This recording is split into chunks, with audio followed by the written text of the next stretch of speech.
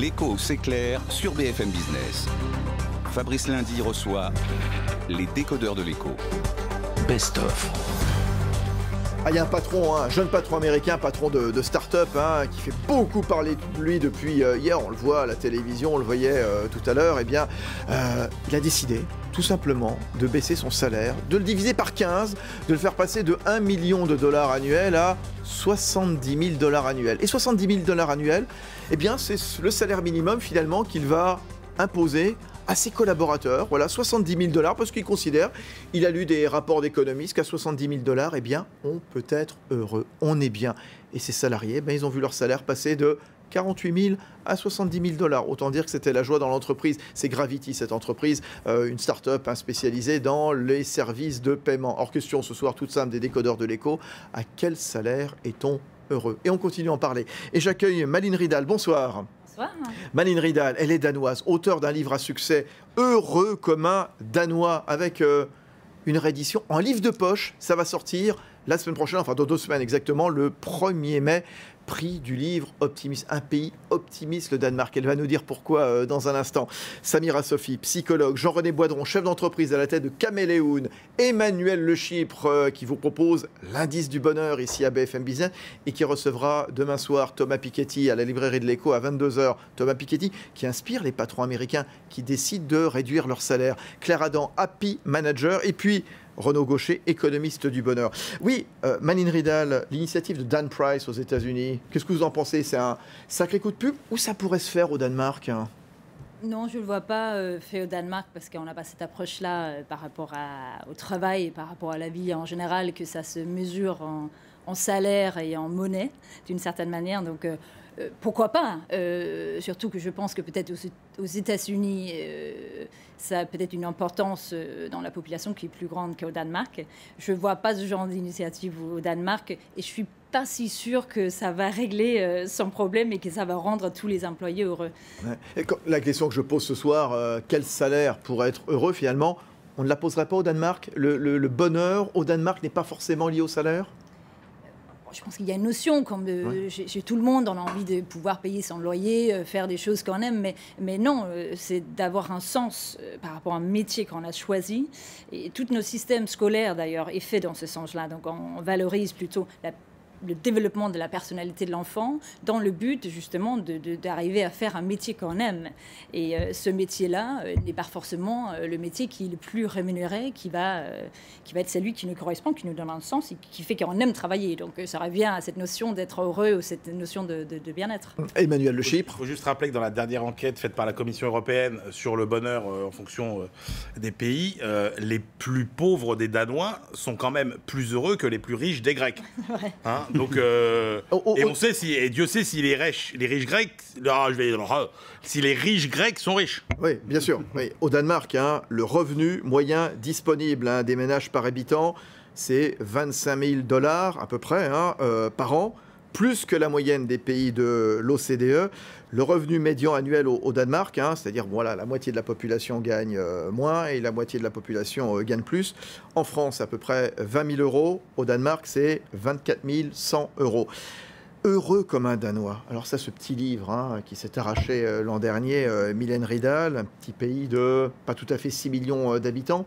Qu'est-ce qui fait que le pays, le Danemark, donc, est systématiquement en tête des classements mondiaux des pays les plus vertueux, les plus heureux? Alors, si vous voulez, moi, j'en donne 10 raisons dans le livre, mais on va dire il y a 3 piliers. Le premier pilier, c'est vraiment la confiance qu'il y a entre citoyens au Danemark, qui est à quasiment 80%. Si vous voulez, la moyenne à peu près en Europe est à 25. La France se situe autour de 22. C'est confiance quoi, dans les institutions politiques? Alors, la confiance dans les institutions politiques est encore plus grande. Donc, oui. Il est à 84%. Donc, c'est vraiment la majorité des gens font confiance aux institutions, au gouvernement, au système. Et Danemark est aussi le pays le moins corrompu au monde. Donc, l'un va peut-être avec l'autre, certainement. Et donc, ce qui fait que vous partez dans la vie avec une sérénité, vous faites confiance aux gens autour de vous et vous vous posez moins de questions et vous êtes forcément un peu moins tendu par rapport à l'ouverture au monde, le fait de participer au projet commun. Donc, payer les impôts, parce que dès lors que vous faites confiance, vous avez plus envie de participer d'une manière générale. Vous voyez au Danemark, vous allez, je cite souvent cet exemple-là, vous allez à l'opéra à Copenhague, vous laissez vos biens dans une vestiaire non surveillée, et puis les 500 personnes, ils sortent, ils reviennent, et puis et c'est toujours là. leurs biens sont là. Donc, confiance, donc ça c'est un élément important. Qu'est-ce qu'on met d'autre encore dans le bonheur danois? Alors, un deuxième pilier, c'est ce que je l'évoquais tout à l'heure, c'est vraiment l'approche par rapport à l'éducation. Donc, cette volonté de dire que le plus important, c'est de développer la personnalité de l'enfant. Et se dire que c'est pas parce qu'on n'est pas bon en maths ou en langue qu'on va dire que vous êtes nul à l'école à 7-8 ans.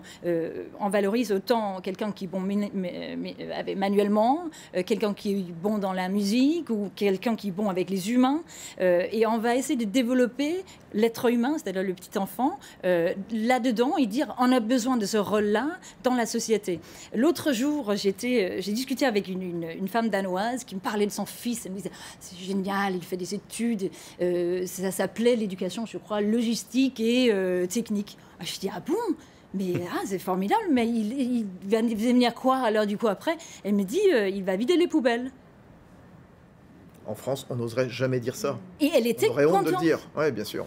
Et je pense que cette approche, moi, ça me réjouit pour le Danemark, parce qu'avoir un sens, peu importe quel métier on fait, c'est quand même formidable comme point de départ. Jean-René Boidron, vous connaissez le Danemark, justement, vous y avez travaillé dans le cadre de vos activités professionnelles. Comment est-ce que vous expliquez, vous, parce qu'avec l'œil étranger, l'œil français, justement, que le Danemark obtienne les meilleurs résultats de tous ces indicateurs du bien-être, et notamment dans le cas du travail? Restons dans le cas du travail, on est sur business. Restons dans le cas du travail. Moi, tout ce que j'entends depuis 10 minutes, c'est en fait quelque chose qui dit on donne du sens à la vie donc, dans laquelle nous sommes. Donc, le Danemark, c'est un pays de 6 millions d'habitants, ou 5,5, et c'est un pays dans lequel il y a une cohésion qui est évidemment, et qu'on ressent très fortement quand on est là-bas, qui est évidemment beaucoup plus forte qu'on peut le sentir en France, où on est dans des débats parfois, où on sent qu'on est véritablement opposés donc, les uns aux autres. Alors je ne dis pas qu'il n'y a pas de débat au Danemark, mais il y a une cohésion sociale dans ce pays, sociétale, qui est évidemment beaucoup plus forte qu'en France. Ensuite, j'ai quand même envie de dire, je ne suis pas un spécialiste du bonheur, moi, il y en a d'autres autour de cette table. Comme Renaud Gaucher. Mais c'est qu'après, la perception qu'on a de son propre bonheur, etc., il est très différent selon les cultures. Je pense que les Danois ont peut-être une propension, il y a des gens qui ont du talent, ou en tout cas qui ont une grande qualité pour être heureux. Ils ont peut-être une propension à être plus heureux que d'autres pays. Alors, on a pris l'exemple des Grecs tout à l'heure. Vous avez des nations, on en fait peut-être partie, où on est toujours très fort pour se flageller, ne jamais être content, toujours se plaindre, toujours se crisper, etc. Bien sûr, ouais. Et donc, moi, je n'ai pas ressenti, mais je ne vais pas vous dire non plus, je n'ai pas habité là-bas non plus pendant 20 ans. Donc, je veux dire, je ne suis pas un spécialiste du Danemark, mais je n'ai pas ressenti qu'il y avait un bonheur comme ça, extraordinaire. Ce que j'observe, en revanche, c'est qu'encore une fois, il y a des nations qui ont une proportion plus forte que d'autres à être heureuses. Samira Sophie, psychologue, on va entendre bien sûr Malin Rydal, Emmanuel Le Chypre. Ensuite, allez-y, Samira. Je vais revenir à ce que vous avez dit au sujet de l'éducation. En fait, le Danemark, d'après ce que je saisis, on est centré sur la personne. Et je le disais tout à l'heure, le bonheur, c'est quelque chose qui est intrinsèque, donc c'est à l'intérieur de soi avant d'être à l'extérieur. Et aujourd'hui, c'est vrai qu'on est davantage tenté par l'hypnotisation de l'extérieur, ce que veut la société, etc. En France, on ne prépare pas à l'émancipation et pas au développement de ce que la personne est profondément, mais plutôt par rapport à ce qui est demandé sur le marché, c'est-à-dire ce qui est bon. D'ailleurs, voilà, la tendance en ce moment, c'est ça. Alors, on va voir des niches, des gens... Alors, je caricature pas tout, parce que parfois, le désir des personnes peut s'allier à ce que veut le marché. Mais très souvent, c'est pas le cas. Moi, je pose la question, les gens n'aiment pas forcément ce qu'ils font. Malin Rydal. Non, c'est une observation que je constatais aussi. C'est que je pense qu'il y a beaucoup de gens qui vivent des vies qui ne sont pas profondément choisis dès le départ et ils ne savent même pas réellement pourquoi ils le vivent, à la limite, surtout par rapport au métier. Et ça, c'est un autre point au Danemark, c'est que les jeunes, à partir de l'âge de 13 ans, les jeunes Danois gagnent leur propre argent de poche à l'auteur de 75%. Et donc, il y a une certaine indépendance qui est prise déjà dès le jeune âge vis-à-vis des parents, donc il ne peut pas tout décider. Et à l'âge de 18 ans, quasiment tout le monde part, quitte la maison. Et donc, ce qui fait qu'à 18 ans, vous pouvez librement choisir votre vie sans qu'il y ait cette espèce d'effet de miroir des parents qui projettent leurs ambitions sur les enfants, qui est très dangereux. Parce que du coup, on ne sait plus, on mélange tout. Il y a ce que la société valide comme étant des beaux métiers, il y a ce que les parents veulent, et puis il y a l'enfant ou le jeune adulte qui se dit « mais du coup, je suis perdu, je ne sais plus ». Et donc ça, c'est évidemment pas une bonne démarche pour trouver quelque chose qui a du sens pour soi. Emmanuel Le Chypre. L'aspect vivre ensemble est très important parce que quand on va, par exemple, la ville la plus heureuse du monde, dont je ne suis toujours incapable de prononcer le nom. C'est laquelle qui est une ville danoise, je ne sais pas. Odense. Et Déole, pauvre. C'est une ville. Malmö. Quand vous arrivez là, Malmö, c'est en Suède. pas spécialement beau, etc. Mais c'est vrai que l'importance de la cohésion sociale et du projet de vie ensemble est fondamentale. Et c'est vrai que vous avez un pessimisme structurel en France, c'est-à-dire que le niveau, il y a vraiment des différences d'appréciation de bonheur par pays. C'est-à-dire que si vous calquez le même mode de vie, les mêmes familles, la même sociologie, etc., sur les Belges, par exemple, eh bien vous verrez que si vous déplacez les Belges et que vous les faites vivre en France, ils seront plus heureux que les Français. Et si vous déplacez les Français en Belgique, ils seront plus heureux, parce qu'on a fait des comparaisons comme ça. Ils seront plus heureux, ils seront moins heureux. Voilà. Donc il y a quand même un biais français, pour le coup, qui est un biais au pessimisme. J'ai la réponse, la ville la plus heureuse, c'est Stéphanie Colo qui me la souffle. Ringkobing. Ringkobing, comment voulez-vous que j'arrive?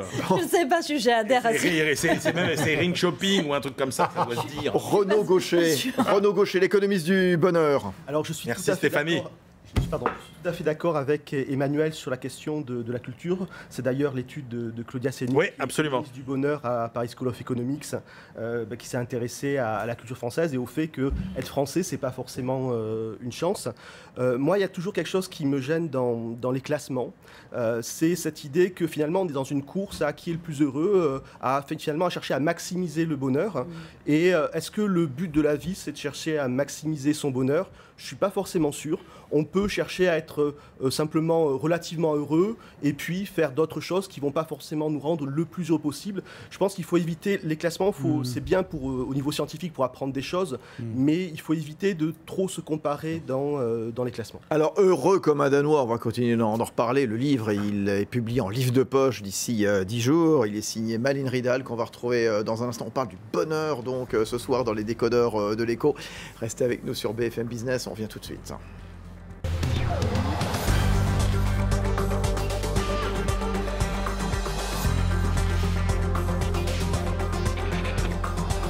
L'écho s'éclaire sur BFM Business.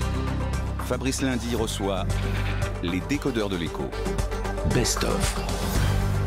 Quel salaire pour être heureux, justement? Oui, on est parti de cette actualité venue des États-Unis, venue de Seattle, de ce patron qui a décidé de diviser par 15 son salaire pour en donner à ses collaborateurs, pour qu'ils soient beaucoup plus heureux avec un salaire de 70 000 $ annuels. Oui, le bonheur au travail, le bonheur en France.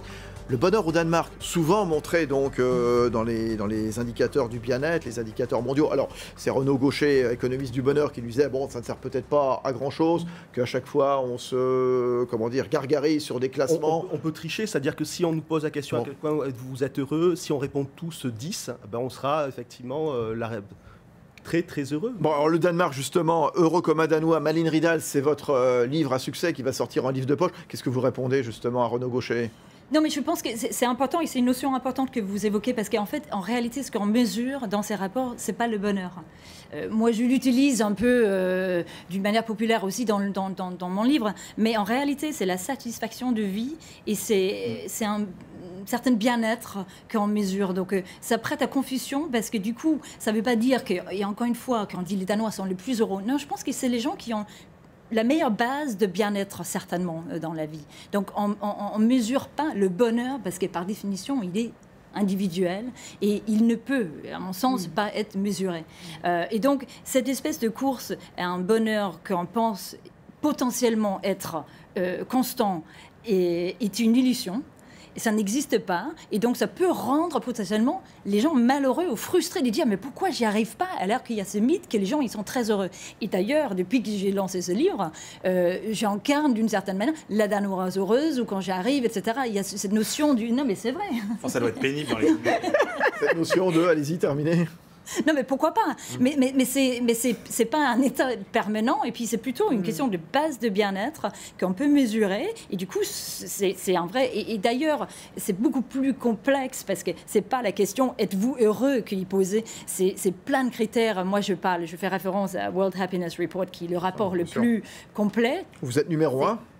Le Danemark est numéro 1 en 2012, 2013, je ne sais pas si on le sera en 2014, mais en tout cas, c'est beaucoup de paramètres, c'est très complexe, et c'est surtout pas une question « êtes-vous heureux ?» parce que du coup, ça sera très facile de dire « oui, il fait beau ou mauvais », je réponds « selon le temps, peut-être ». Qu'est-ce qu'on peut prendre de chez vous, au Danemark, et l'importer en France? Alors, on parle beaucoup de flexibilité là-bas au Danemark. Est-ce que ça, c'est quelque chose qu'on pourrait, vous voyez, importer chez nous? Écoutez, je pense que ici, je pense que travailler sur la confiance d'une manière générale, c'est quelque chose qui peut apporter beaucoup de bien, non seulement entre citoyens, mais aussi vis-à-vis des institutions. Moi, je dis toujours que ce que je décris, c'est pas des valeurs danoises, c'est des valeurs humaines. Donc, à la base, vous pouvez choisir aussi individuellement de prendre cette responsabilité de dire, moi, je suis quelqu'un à qui on peut faire confiance, et je fais confiance. Je prends le risque de temps en temps de me faire avoir. En tout cas, je cultive cette vision-là de la vie, ce qui fait que je pense que ça inspire d'autres à le faire. Moi, c'est mon modèle, c'est que je fais confiance en France aux gens, et j'ai l'impression qu'on me le rende. Je pense éventuellement ce système quand même assez élite qu'on trouve en France, même les hiérarchies dans les entreprises, le manque certainement aussi de confiance, peut par moment bloquer un peu les processus. Ouais. Claire Adam, Happy Manager chez Énergie Perspective. Ça vous fait rêver, le modèle danois? Ça me fait rêver, effectivement. Moi, je me sens très heureuse en tant que Française. Donc, la notion du Français malheureux, bon, bref, ça reste... C'est pas vous? Non, c'est pas moi. Et moi, j'aime beaucoup la notion, du coup, tout à l'heure, vous parliez des enfants et vous parliez du culte de la confiance et de l'indépendance. Et je pense qu'effectivement, quand on a confiance, on n'a pas peur d'aller vers l'autre. Et donc, du coup, on n'a pas peur de construire avec l'autre. Et à mon avis, le bonheur, c'est aussi une aventure collective, en fait. En tout cas, dans l'entreprise, puisqu'on parle d'entreprise à la base dans ce débat. Je pense que si on est bien soi-même, on est capable, effectivement, d'aller vers l'autre sans peur, en fait. Emmanuel Le Chypre, quand on voit les actifs au Danemark qui travaillent moins que dans le reste des pays de l'OCDE, 1546 heures par an. L'OCDE, la moyenne est de 1765 heures. Comment on l'explique? Les Danois travaillent moins, ils ont plus de temps libre. Expliquez-moi comment est-ce qu'on anticipe ce chiffre. Dans ces statistiques, il faut faire attention parce que vous avez une moyenne entre les temps complets, les temps partiels. Et c'est vrai que la diversité des modes de travail au Danemark est beaucoup plus répandue qu'en France, puisque cette notion de confiance, c'est ce que vous disiez tout à l'heure, c'est-à-dire que dès l'instant où vous avez confiance dans votre salarié, vous n'avez pas de problème à ce qu'il travaille chez lui, et puis vous avez aussi des organisations qui sont favorisées pour que vous puissiez, même si vous ne bossez pas chez vous, vous pouvez bosser dans des points différents, etc. Donc il y a beaucoup de flexibilité, parce que c'est ça aussi, pourquoi les Français sont malheureux par rapport aux Danois, c'est parce qu'on vit dans une société qui est bloquée, sclérosée, parce que c'est une société qui vit depuis des années sur l'accumulation de petits avantages acquis pour une multitude de corporations, et que chacun veut rester campé sur ses positions, sur son petit précaré, sur ses petits avantages, ce qui est tout le contraire de la fluidité danoise qu'on voit par exemple, par l'exemple du marché du travail. Le Danemark est un pays dans lequel vous êtes à la fois avec un contrat de travail qui est très souple, très flexible, c'est très facile de licencier, c'est très facile d'embaucher, mais dans les périodes où vous êtes au chômage, vous avez là encore un système de recherche d'emploi qui est très efficace, beaucoup plus efficace, un système de formation qui est efficace. Vous n'avez absolument pas ce traumatisme du chômage comme vous l'avez chez nous. Le chômage, c'est quelque chose de normal, quoi, quelque part. Entre deux boulots différents et un point de passage sécurisé. Et donc cette fluidité qui existe dans la société, ça fait aussi partie de la mobilité sociale, etc. Et donc, ça c'est inimportable. Jean-René Baudron. Je suis complètement d'accord avec le c'est inimportable. C'est-à-dire qu'il faut aller chercher des bonnes idées ailleurs, c'est des sources d'inspiration. Il ne faut pas essayer de faire des copier-coller, parce que les cultures sont complètement différentes. Les cultures sont complètement différentes. Malène Ridal, dernière question. Qu'est-ce qui ne va pas au Danemark? Qu'est-ce qui ne va pas au Danemark? Comme disait Hamlet, c'est ça? Okay. Non, c'est... Il y a plein de bonnes raisons d'aimer le Danemark, il y a plein de bonnes raisons d'être heureux au Danemark, mais j'imagine qu'il y a quelque chose qui ne tourne pas rond. C'est quoi? Bah, écoutez, ça dépend ce que vous recherchez dans la vie, mais bon, c'est un pays homogène, donc les gens se ressemblent peut-être beaucoup dans la manière de vivre, donc il y a une homogénéité, donc si on est en recherche de beaucoup plus de diversité, etc., peut-être c'est pas le pays, et c'est un pays très égalitaire. Il y a un problème avec l'immigration quand même. Oui ou non, à quel point de vue, Emmanuel, vous dites ça? C'est-à-dire que, il y a quand même une poussée de l'extrême droite, qui est liée au fait que, effectivement, dans cette société qui est homogène, il faut quand même reconnaître que l'arrivée importante d'étrangers peut questionner certains Danois sur justement cette homogénéité de la société. Non, et puis je pense qu'à la base, cette grande confiance entre Danois, c'est pas une question de venir d'ailleurs, mais quelqu'un qui respecte pas ce projet commun et est rejeté, mais qu'il soit danois ou pas danois, il y a une protection de ce système. Et puis il y a je crois que on est le pays où les gens ils boivent le plus, la jeunesse boit beaucoup d'alcool. Donc vous buvez sans modération. C'est ça le secret. C'est peut-être pas un point très... Un point très glorieux, en effet. Bon, Malène Ridal, allez voir Heureux comme un Danois, donc l'édition actuelle ou le livre de poche, donc d'ici. C'est très documenté, parce que ça a l'air léger comme livre. Bien sûr. C'est bourré de chiffres, de trucs que vous pouvez ressortir dans les dîners en ville et tout, c'est formidable. Bon, voilà. Malène Ridal, merci. Bonne idée, ça. Une petite fiole. J'ai dit une petite fiole d'aquavit avec le livre. Bien sûr, oui. Ça, faut l'importer du Danemark. À consommer avec modération, voilà. On va tomber sur le coup de la loi. Jean-René Boidron, je vous félicite pas. Merci Samira Sophie, psychologue, spécialiste de santé au travail. Jean-René Boidron, qui a une bonne descente que j'aimerais pas faire au ski, comme on dit. Merci Jean-René. Merci Emmanuel Le Chypre. Thomas Piketty, demain à la librairie de l'Écho à 19h sur 22h sur BFM Business. Et Agen. Claire Adam, Happy Manager chez Énergie Perspective, et puis Renaud Gaucher, auteur de Bonheur et politique publique, économiste du bonheur. Rediffusion tout à l'heure, 23h30 à la télé, à la radio sur BFM Business, et puis à tout moment sur le site internet. Bonne soirée, bonne nuit. Les décodeurs de l'écho sur BFM Business.